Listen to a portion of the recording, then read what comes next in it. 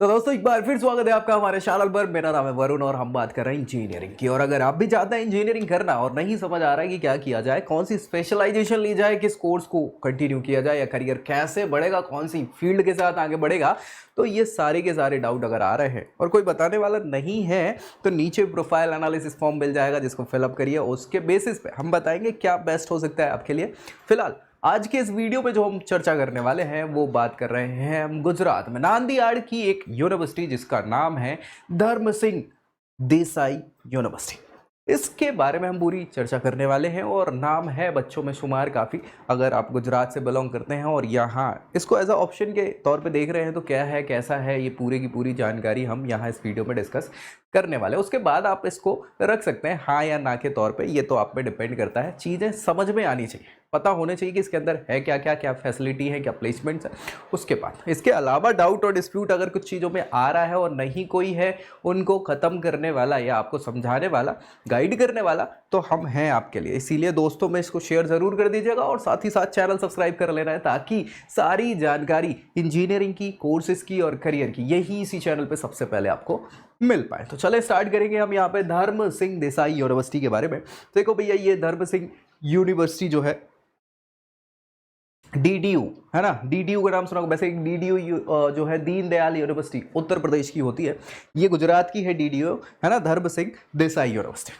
तो इसको पहले धर्म Singh Desai institute of technology के नाम पे जाना जाता था और ये भैया स्टेट फंडेड इंस्टीट्यूशन नांदियाड़ गुजरात में स्टैब्लिश हुआ करता था।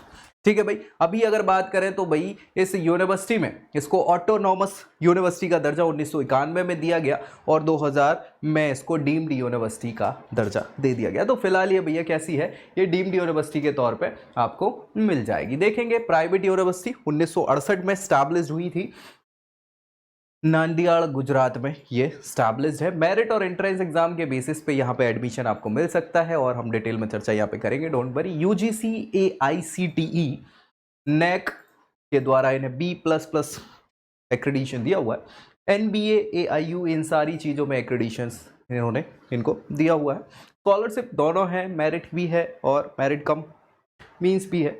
इसके अलावा एप्लीकेशन ऑनलाइन ऑफलाइन दोनों प्रकार से। टॉप रिक्रूटर्स हम डिटेल पे डिस्कस करेंगे। अमूल तो गुजरात की ही है। टाटा कंसल्टेंसी, हाँ ऑब्वियस सी बात है ना। एम्बेक, अपोलो टायर हो गया। ऑफिशियल वेबसाइट जहाँ पूरी जानकारी आपको यहाँ यूनिवर्सिटी की मिलेगी ddu.ac.in पे आपको सारी जानकारी डिटेल में यहाँ पे मिल जाएगी। रैंकिंग देखेंगे तो भैया डीडीयू की रैंकिंग 100 से लेके 150 यानी 101 से 150 के बीच में जो NIRF की रैंकिंग है यानी नेशनल इंस्टीट्यूशनल रैंकिंग फ्रेमवर्क, ये पूरे भारत में जितनी यूनिवर्सिटी हैं उन सबको एक पैमाने पे नापती है और रैंकिंग प्रोवाइड कराती है। ठीक है, इनके कुछ क्राइटेरियाज हैं जिनके बेसिस पे ये रैंकिंग देती हैं। तो इन्होंने 101 से 150 के बीच में इस यूनिवर्सिटी को रैंकिंग दी हुई है 2020 में। इसके बाद यहाँ बात करें तो चांसलर, वाइस चांसलर जो है यूनिवर्सिटी के डॉक्टर HM देसाई, इन्होंने मतलब इनको पद्मश्री अवार्ड से भी सम्मानित किया जा चुका है प्रेसिडेंट के द्वारा।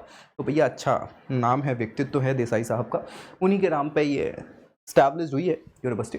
एलिजिबिलिटी के लिए क्या क्या चाहिए आपको, अगर आप जा रहे हैं इस यूनिवर्सिटी को टारगेट कर रहे हैं तो क्या होना चाहिए। तो भाई अगर बीटेक के कोर्सेज आप कर रहे हैं, मतलब इंजीनियरिंग कोर्सेज के लिए आपको पता ही होना चाहिए कि मिनिमम 12th या हायर सेकेंडरी लेवल आपका पूरा होना चाहिए, कंप्लीट होना चाहिए। अब यहाँ पे कुछ परसेंटेज के क्राइटेरिया हो सकते हैं अलग अलग बच्चों के लिए, मतलब अलग अलग स्ट्रीम्स के लिए, अलग अलग कॉलेज यूनिवर्सिटीज़ के लिए 55, 60, कहीं 50% तक के क्राइटेरियाज PCM में होते हैं।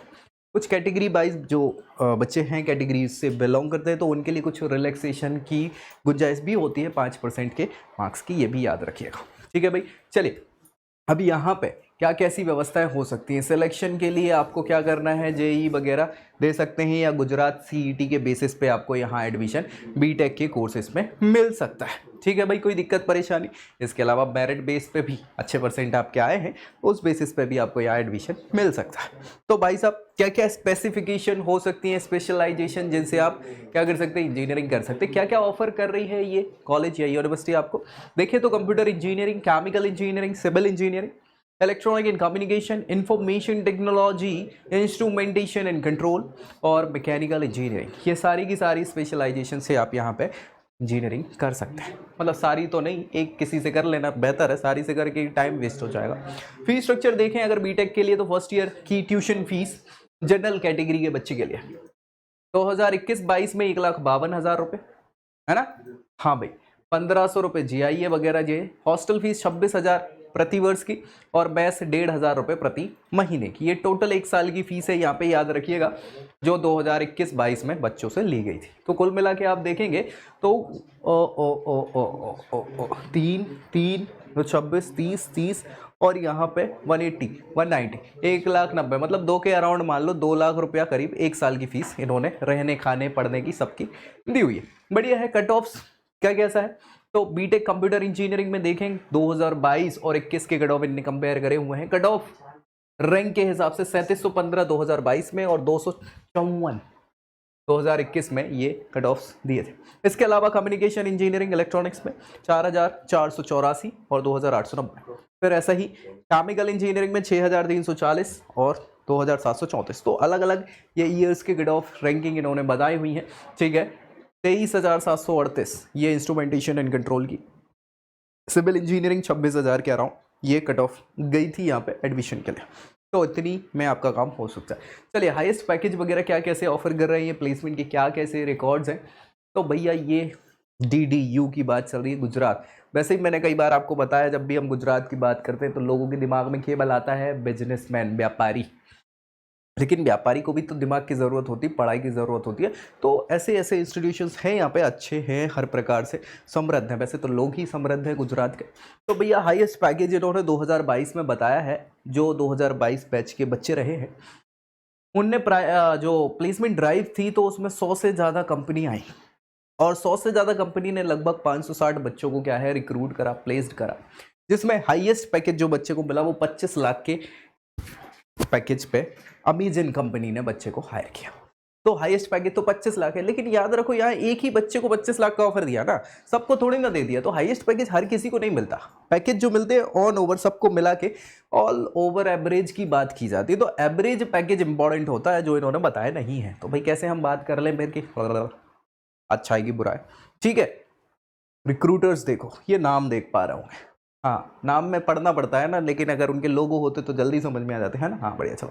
Google, Amazon, Byju, Infosys, TCS, crest data हो गया, juice, Cognizant, Accenture, cyber, infotech हो गई, सिमफॉर्म हो गई, स्टीवो हो गई, है ना, जो भी हैं वो फलाना डिमाका, हिताची, इतने सारे नाम है, मैं भी नहीं पढ़ पा रहा हूँ, मैं नहीं पढ़ रहा, ठीक है। तो कंपनीज तो 100 से ज़्यादा आई थी ना, इनने फिर भी 80 का नाम भी नहीं दिया ढंग से, ठीक है। खैर, इनके ये टाई अप से अच्छी बात है, तो कंपनीज तो आती हैं, ये अच्छी बात है, और बच्चों को ले भी जाती हैं, ठीक। लेकिन इनने एवरेज नहीं बताया पैकेज, जो मुझे लगता है 5-6 लाख के अराउंड का होगा, और 5-6 लाख, और हमारा खर्चा कितना जा रहा था 2 लाख के हिसाब से 8 लाख एटलीस्ट, हाँ। तो 8 लाख रुपए में 5-6 लाख का पैकेज भी ठीक ही है, बहुत अच्छा तो नहीं बोल सकते। चलो, स्कॉलरशिप की क्या व्यवस्था है, प्राइवेट यूनिवर्सिटी है, फीस ज़्यादा है, तो कैसे कम की जाए स्कॉलरशिप के बेसिस पे। Scholarship 2, merit, need, central, state, ठीक है। चलो, तो यूनिवर्सिटी क्या करती है, बहुत सारी ऑफर कर रही है scholarship. Merit cum mean scholarship, Jan Utkarsh trust interest free loan scholarship. ये देखो यार, स्कॉलरशिप का नाम दे दिया, कोई मतलब नहीं है। ये क्या कर रहे हैं कि ये बच्चे को फीस के पैसे प्रोवाइड करा देंगे, उसमें इंटरेस्ट नहीं लगेगा, है ना, और उसको स्कॉलरशिप का नाम दे दिया लोन के तौर पे। चुकाना तो पड़ेगा बच्चे को ही ना, फालतू की बात। चलो, eligibility, interest free loan scholarship offer किया जाता है BE, BTech और डिप्लोमा के बच्चों को, जिसके में केमिकल इंजीनियरिंग के स्टूडेंट करंट ईयर से वो भी शामिल कर लिया है इन्होंने। अब इसमें बोला है कि भैया पिछले एग्जाम में, जो भी एग्जाम आपने लास्ट दिया हो, उसमें 55% मार्क्स लेके आए हो, या फिर CGPA हो तो 5.5 का होना चाहिए, तब जाके ये अवेल कर सकते हो। और टोटल एनुअल इनकम आपके पेरेंट्स की जो है वो 2.5 लाख के करीब होना चाहिए, उससे ज़्यादा नहीं होना चाहिए। तो भाई ऐसे व्यक्ति के लिए ये आप क्या लोन दिला दोगे, स्कॉलरशिप थोड़ी है यार, ये फालतू की चीज़। चलो, फैसिलिटीज़ क्या कैसी हैं, तो फैसिलिटीज़ जो हैं वो हर जगह होती है, ऐसा कुछ इसमें एक्स्ट्रा है नहीं। Boys hostel, girls hostel, main library, canteen, sports activity, general hospital, computer lab, multimedia hall, computer lab, double लिख गया फालतू में, कोई मतलब नहीं। देखने में बहुत अच्छा लगता है। प्राइवेट यूनिवर्सिटीज़ इंफ्रास्ट्रक्चर के लिए ही जानी जाती है और किसी लिए नहीं जानी जाती, फीस लेने के लिए भी जानी जाती है। तो ये मेरे ख्याल से इतनी चीज़ें मुझे ठीक ठाक है, बढ़िया है। नोटेबल एलुमनाई यहाँ से कोमल मंगतानी, ये USA में ऊबर का नाम सुना होगा ना, हाँ, तो ऊबर की सीनियर डायरेक्टर हैं। अच्छा नाम है मतलब इस प्रकार से। तो ठीक है, चलिए MN पटेल की बात करें तो भाई ये vice chancellor Gujarat university Ahmedabad में है, ये भी बढ़िया है।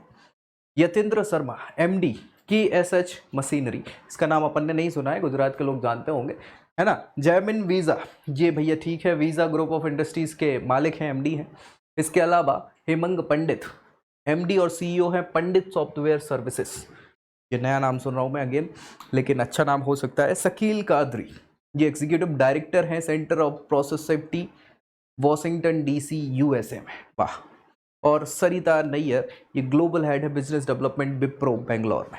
तो भाई यहाँ एलुमनाइज का तो नेटवर्क बड़ा तगड़ा सा समझ में आ रहा है, जो कि एक अच्छा हो सकता है, ऑब्वियस सी बात है। मतलब देखो यार, मुझे जो लग रहा था कि गुजरात के लोग जनरली क्या बिजनेसमैन होता है, ये बिजनेसमैन नहीं है। इन्होंने देखो अपना एक से एक यूनिवर्सिटी में पढ़े लिखे लोग भी हैं, एक से एक कंपनी में डायरेक्टर की पोस्ट पे भी हैं, और कुछ कुछ बिजनेस भी स्टार्ट किए हुए हैं, MD वगैरह बने हुए हैं। तो बढ़िया है, यहाँ से आप जाके कुछ कर तो सकते हैं, लेकिन ये आप पे डिपेंड करता है इतना खर्च कर पा रहे हैं कि नहीं कर पा रहे हैं। ऑप्शंस कई बार होते हैं, लेकिन हमारी प्रॉब्लम समस्याएं होती हैं परिवार की और हर प्रकार की, जिनको हर कोई सॉल्व करना नहीं चाहता। और अगर आपके साथ कुछ ऐसी समस्याएं हैं जिनका निराकरण आपको नहीं मिल रहा है, तो हम हैं आपके लिए। अगर पैसे से समस्या है कि भाई इतने पैसे नहीं हैं और कम पैसे में है, हम इंजीनियरिंग कर सकते हैं, या कोई कॉलेज समझ में नहीं आ रहा है, किस स्टेट से चले जाएं, कौन से कोर्स को कर लें, तो ये सारी समस्याएं हम सॉल्व आपकी कर सकते हैं। कैसे? नीचे प्रोफाइल एनालिसिस फॉर्म आपको मिल जाएगा डिस्क्रिप्शन बॉक्स में, जिसको फिलअप करिए और आपकी प्रोफाइल के आधार पे हम बताएंगे क्या बेस्ट हो सकता है आपके लिए। बाकी ये वीडियोस तो हम बनाते ही रहते हैं, तो मिलेंगे अगले वीडियो में अगली जानकारी के साथ। तब तक के लिए जय Hind. I hope you like this video. For more such videos, keep watching our channel and do not forget to like, share and subscribe.